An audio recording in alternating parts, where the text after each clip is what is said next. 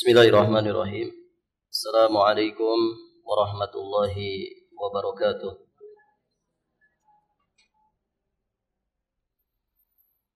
Alhamdulillah hamdan yaliqu bi jalalihi wa 'azimi sultanih. Asyhadu an la ilaha illallah wahdahu rabbi la syarika lah. Wa asyhadu anna Muhammadan 'abduhu wa rasuluh. Amma ba'd. Allahumma inna nas'aluka ilman nafi'an wa rizqan tayyiban wa amalan mutaqabbala. Allahumma 'allimna ma yanfa'una wanfa'na bima 'allamtana wa zidna ilman. Para ummahat wa akhwat fillah rahimani wa rahimakumullahu jami'an. Alhamdulillah, kita bersyukur kepada Allah Subhanahu wa taala. Pada pagi hari yang berbahagia ini, kita dimudahkan untuk kembali melanjutkan pelajaran kita. Masih di pembahasan Kitab Tauhid alladzi huwa haqqullah 'alal 'abid, karya Syekhul Islam Al-Imam Al-Mujaddid Muhammad At-Tamimi An-Najdi Al-Hambali alaihi rahmatullah, dengan syarah Al-Jadid karya Syekh Muhammad bin Abdul Aziz As-Sulaiman Al-Qara'awi rahimahullahu ta'ala rahmatan wasi'ah. Kita masih di pembahasan tentang Ar-Ruqa wa Tamaim, Ruqyah dan Tamimah. Sekarang kita masuk di dalil yang kelima. Betul ya?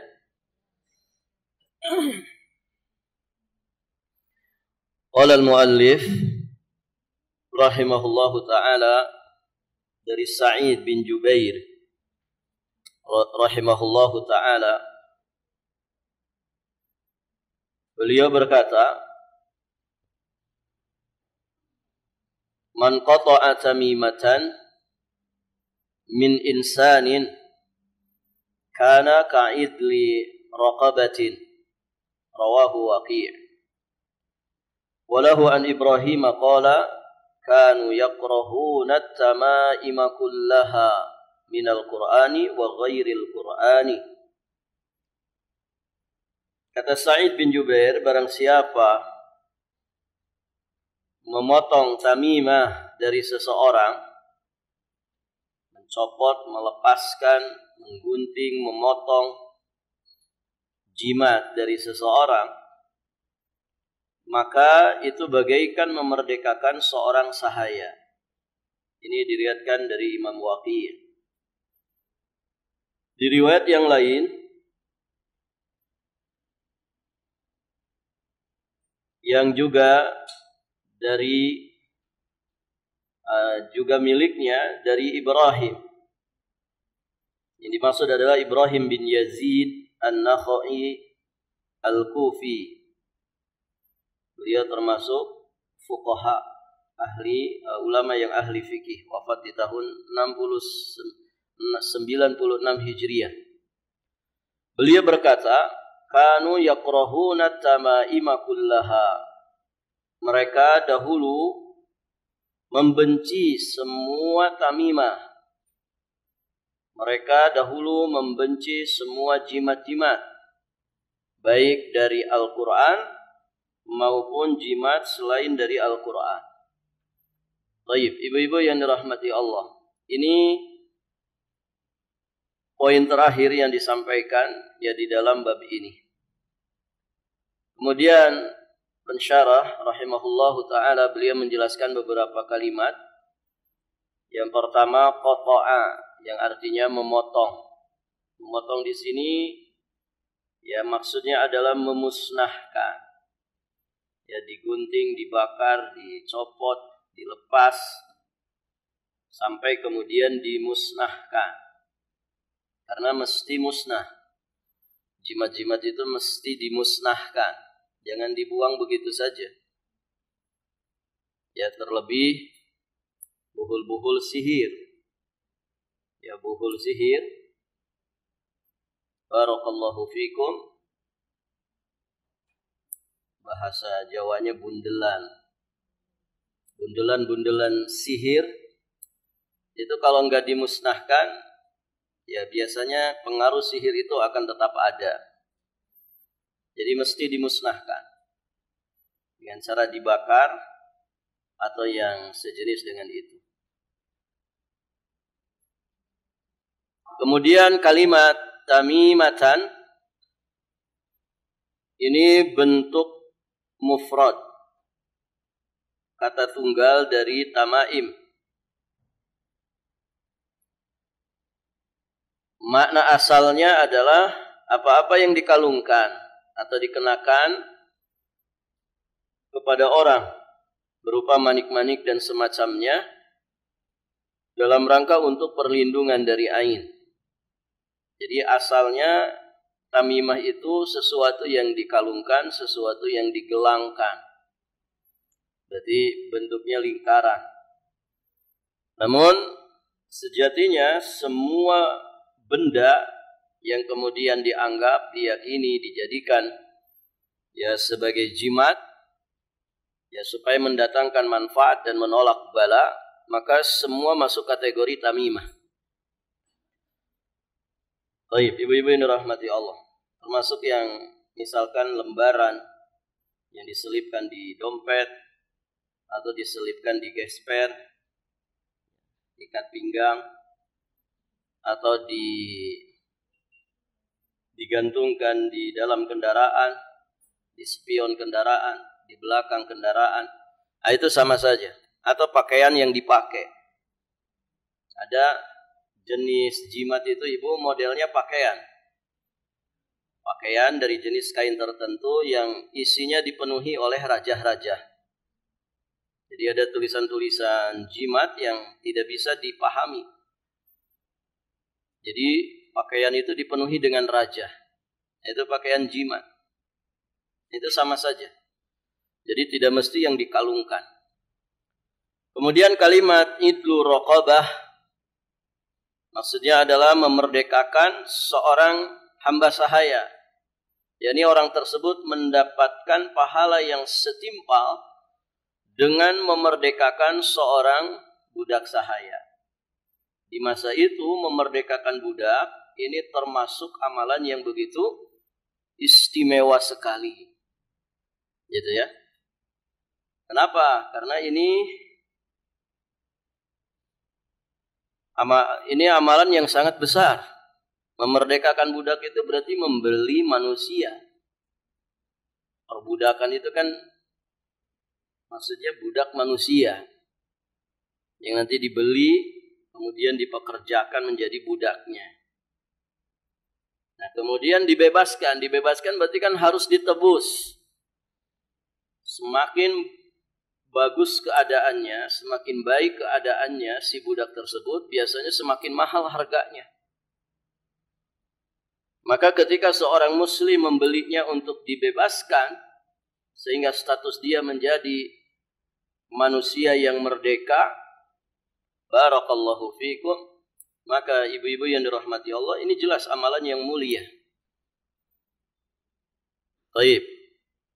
Nah, ternyata memusnahkan jimat, baik yang ada pada diri sendiri ataupun yang ada pada orang lain, ini di dalam riwayat Imam Waqi, pahalanya sama seperti pahala memerdekakan seorang budak. Tentu pahala yang sangat besar. Baik, kalimat yakrahun, mereka membenci. Maksudnya mereka mengharamkan. Dan kata ganti atau dhamir pada kalimat yakrahun ini kembali kepada salafus saleh, yakni orang-orang saleh terdahulu, minas sahabati wa tabi'in, dari kalangan para sahabat juga dari kalangan para tabi'in, mereka yang dikatakan generasi terbaik umat ini, yang ditazkiyah oleh Allah Subhanahu wa taala dan Rasulnya. Bahkan mereka dinyatakan sebagai sebaik-baiknya pengikut para nabi dan rasul. Nabi Ibrahim, Nabi Nuh, Nabi Musa, Nabi Isa, dan nabi-nabi yang lainnya, mereka semua punya hawariyun, punya para pengikut. Nah, pengikutnya Rasulullah, yakni para sahabat ridwanullah alaihim ajmain, mereka menjadi sebaik-baik pengikutnya para nabi dan rasul. Dengan demikian berarti kalimat yakrahun di sini, ini maksudnya adalah salafun as-salih. Orang-orang saleh terdahulu mereka mengharamkan, tidak suka alias benci kepada semua jenis jimat-jimatan. Baik jimat itu berasal dari Quran ataupun tidak berasal dari Quran. Baik, ibu-ibu yang dirahmati Allah. Berikutnya, kemudian pensyarah rahimahullahu ta'ala menjelaskan asar ini dengan penjelasan secara global. yakni asar riwayat dari Sa'id bin Jubair, kemudian riwayat Imam Waqi, kemudian dari Ibrahim An-Nakhai. Di dalam asar yang pertama, Sa'id bin Jubair mengabarkan kepada kita bahwasannya siapa yang berusaha menghilangkan kalung jimat dari seseorang, maka dia mendapatkan pahala di sisi Allah seperti pahala memerdekakan seorang hamba sahaya.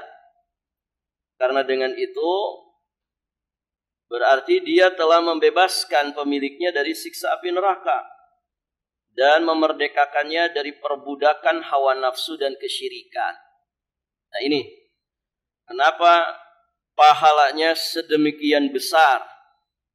Pertama tadi, karena kalau kita berhasil menyadarkan seseorang yang pakai jimat, sampai kemudian jimatnya dia musnahkan dengan kesadaran dan taubatnya, berarti kita sudah membebaskan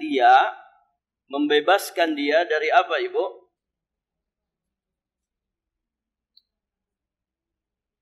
Dari kesyirikan.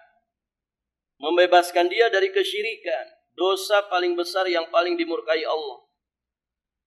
Kemudian sama saja kita berarti telah membebaskan dia dari perbudakan hawa nafsu dan perbudakan budak kepada budak. Orang syirik itu kan berarti dia menuhankan makhluk.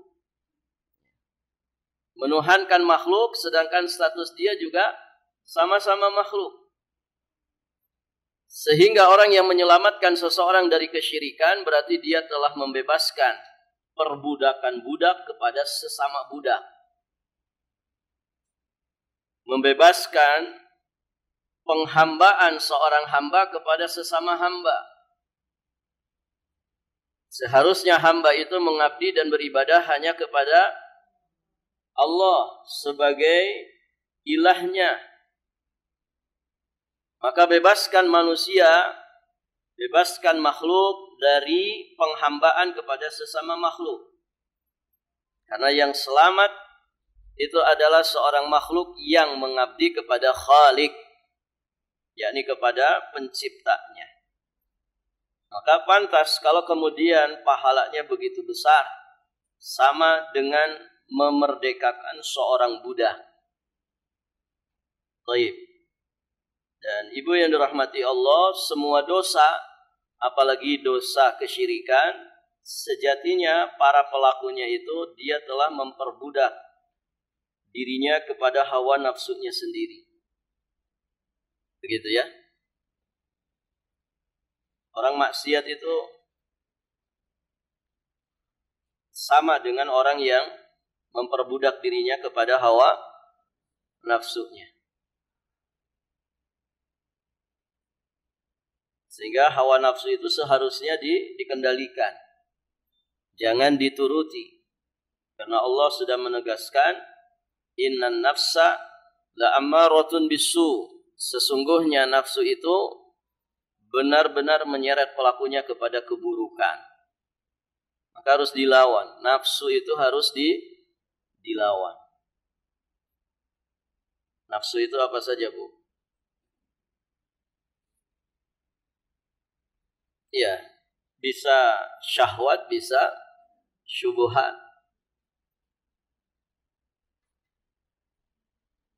Nafsu ya, nafsu pikiran, nafsu mata, nafsu hidung, nafsu mulut, nafsu perut. Barakallahu fikum. Nafsu kemaluan, nafsu tangan, nafsu kaki.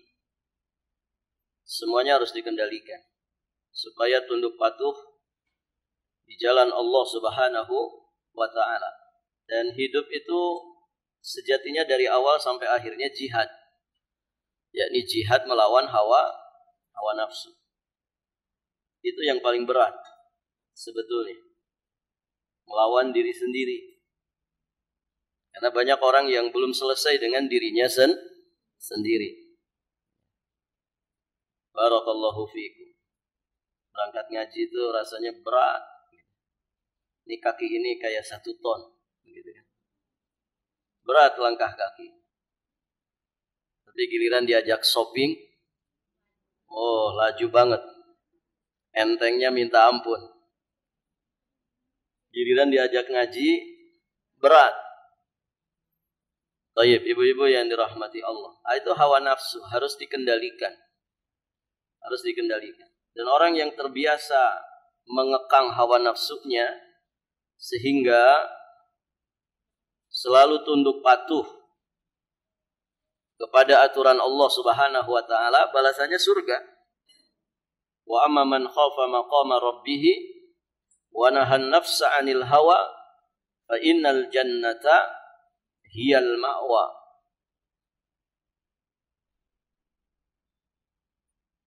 Kata Allah Subhanahu wa taala, adapun orang yang takut dengan kedudukan Rabb-nya dan dia menahan hawa nafsunya dari keinginan-keinginan yang buruk, dari hawa nafsu yang buruk, fa innal jannata hiyal ma'wa, maka surgalah tempat kembalinya. Begitu. Berarti kalau orang suka memperturutkan hawa nafsunya, ya dia celaka. Ya tidak usah di akhirat, di dunia saja orang yang selalu memperturutkan hawa nafsunya itu rawan celaka. Nasallallahu al-afwa wal afiyah wassalamah. Di dalam asar yang kedua, perawi mengabarkan kepada kita bahwasannya salafus saleh, orang-orang saleh terdahulu, yakni minas sahabati wat tabi'in, baik dari kalangan para sahabat ataupun tabi'in, mereka membenci tamimah dan mereka memerintahkan untuk memotong dan memusnahkannya, baik yang terbuat dari Al-Quran atau dari yang selainnya.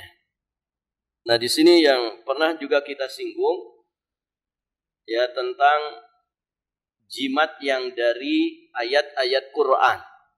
Memang ada khilaf di kalangan para ulama. Namun kita lihat Syekh Muhammad At-Tamimi di dalam bab ini, beliau seakan-akan menegaskan kepada kita dengan membawakan ya asar dari Ibrahim An-Nakhai ini, bahwasannya jimat dari Al-Quran pun sama. Baik, ibu-ibu yang dirahmati Allah. Dan tentu ini dalam rangka saddan lidzari'ah, dalam rangka menutup celah. Dengan bahasa lain, ini tindakan preventif. Ya, untuk jangan sampai orang itu akhirnya bermudah-mudahan dengan jimat yang tadinya dari ayat-ayat Al-Quran akhirnya berpindah kepada benda-benda yang lain. Barakallahu fiikum. Maka ditutup celah ini. Lagian Quran itu diturunkan bukan untuk jadi jimat, tapi untuk dibaca, dipelajari, dimaknai, diamalkan, ditadaburi isi kandungan maknanya, diimani. Begitu, bukan untuk dijadikan jimat. Baik, ibu yang dirahmati Allah. Dan tidak ada faedahnya. Orang bawa-bawa mushaf kemana-mana sebagai jimat, kalau nggak dibaca ya nggak ada faedahnya. Saya pernah ceritakan, itu ada mushaf kecil sekali ibu, mirip gantungan kunci. Dikasih kotak kecil juga. Saya ingat itu dulu teman pesantren yang bawa. Dan beliau berasal dari satu kota, yang di kota itu terkenal banyak dukunnya, banyak tukang santetnya, banyak para tidak normalnya.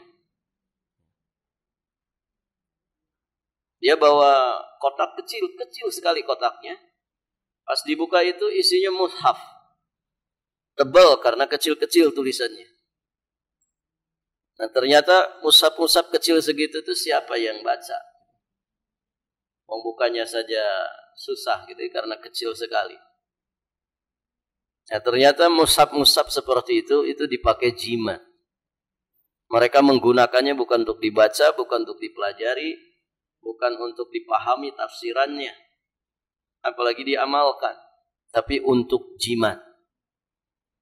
Nah, Ibrahim An-Nakhai memperingatkan kita semua di sini bahwa orang-orang soleh terdahulu mereka sama mengharamkan semua jenis jimat, apakah dari ayat-ayat Al-Quran, apalagi yang bukan dari ayat-ayat Quran. Kemudian ibu-ibu yang dirahmati Allah, ada beberapa faidah yang bisa kita ambil. Yang pertama, keutamaan mengingkari kemungkaran, ingkarul mungkar.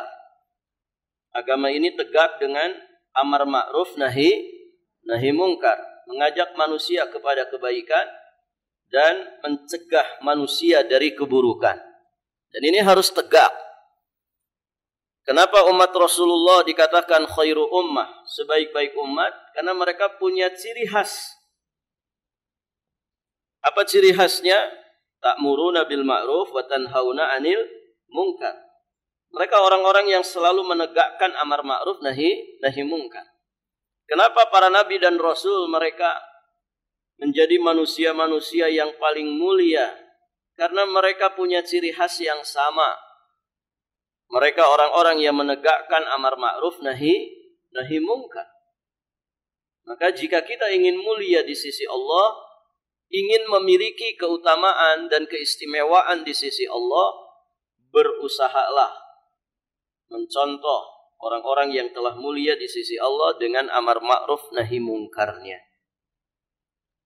Kemudian yang kedua, dari dua athar ini jelas bahwa tamimah atau jimat itu haram. Apapun bentuknya. Mau dari ayat Quran, apalagi benda-benda yang lain. Semuanya haram. Kemudian yang ketiga, dari dua asar ini juga kita memahami tentang keutamaan memerdekakan hamba sahaya. Ya, saat ini mungkin perbudakan tidak ada, Ibu ya. Baik. Dan pelajaran yang keempat, salafun as-saleh mengharamkan tamimah, baik yang terbuat dari ayat-ayat Quran ataupun yang terbuat dari selain Al-Quran, semuanya haram. Hubungan kedua asar dengan judul bab,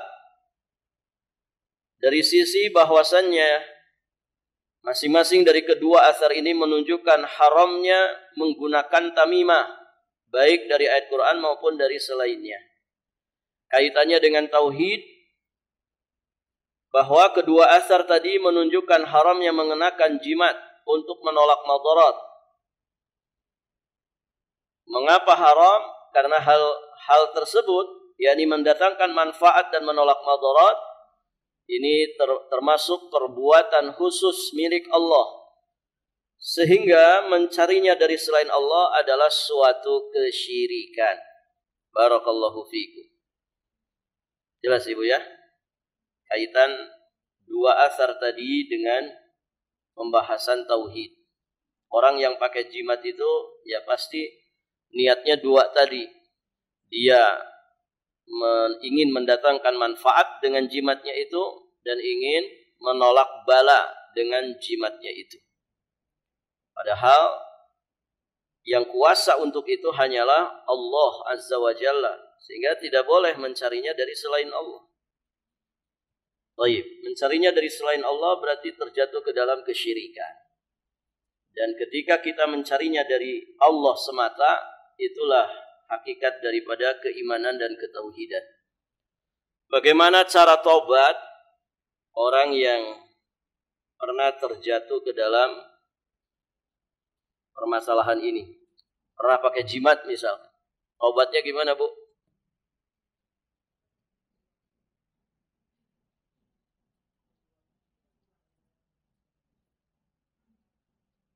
Ya, taubatnya sebagaimana taubat nasuha yang dijelaskan para ulama, yakni memenuhi syarat-syaratnya. Kemudian ditambahkan, karena dia mengenakan jimat, berarti benda jimatnya itu jangan dikoleksi buat kenang-kenangan Ustadz. Saya figurain, saya simpan di ruang tamu. Ya enggak boleh. Itu nanti setan tetap ada di situ. Jadi syarat berikutnya dia harus meninggalkan dosanya itu, kesyirikannya itu, sekaligus juga memusnahkannya. Ya sebagaimana dalil terakhir yang kita bahas tadi. Dia harus musnahkan. Musnahkan.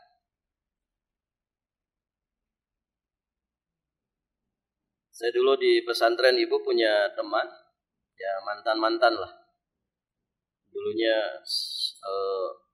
bergelut di dunia klinik begitu ya. Jadi dia punya keris pusaka. Keris pusaka yang itu jelas jadi jimat. Ya setelah hijrah, alhamdulillah beliau hijrah kepada sunnah. Jadi untuk menempuh ikhtiar yang maksimal, maka dia musnahkan itu. Ada cemeti, ada keris, ada gamelan, macam-macam itu. Pokoknya semuanya jadi jimat, jadi benda-benda pusaka. Yang di momen-momen tertentu itu disuguhi sesaji, dibakarkan kemenyan, dipusti-pusti pokoknya. Baik, karena beliau sudah hijrah, maka kan konsekuensinya ya dimusnahkan. Jadi barang-barang itu diruqyah dulu sebelum dimusnahkan. Itu keris itu diruqyah, beliau cerita langsung ke saya. Kerisnya itu beliau ruqyah, itu sampai bergetar. Bergetar, dan terus diruqyah. Akhirnya ngeluarin asap. Apa kira-kira yang bisa ditangkap ibu? Itu ditempatin setan. Benda pusaka itu ditempatin setan. Makanya ketika diruqyah kepanasan dia. Ada efeknya. Bergetar, berasap. Baru kemudian setelah itu dimusnahkan. Jadi tidak usah simpan-simpan benda pusaka. Ya. Karena benda-benda seperti itu rawan.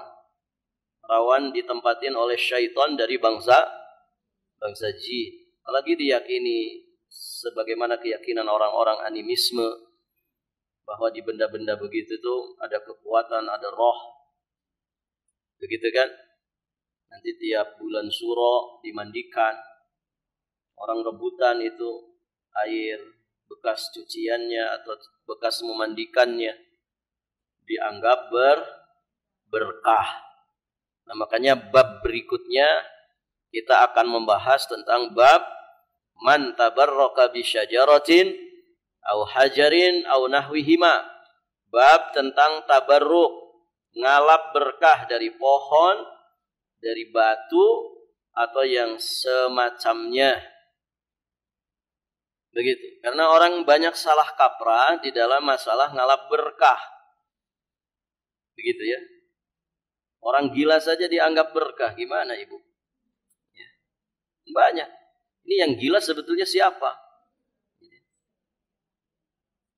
Orang gila kemana-mana nggak pakai baju. Ya. Orang sholat dia celepus, ya, nyebat ya di atas mimbar. Orang pada sholat, dianggap orang berkah. Ini sebetulnya yang gila yang mana?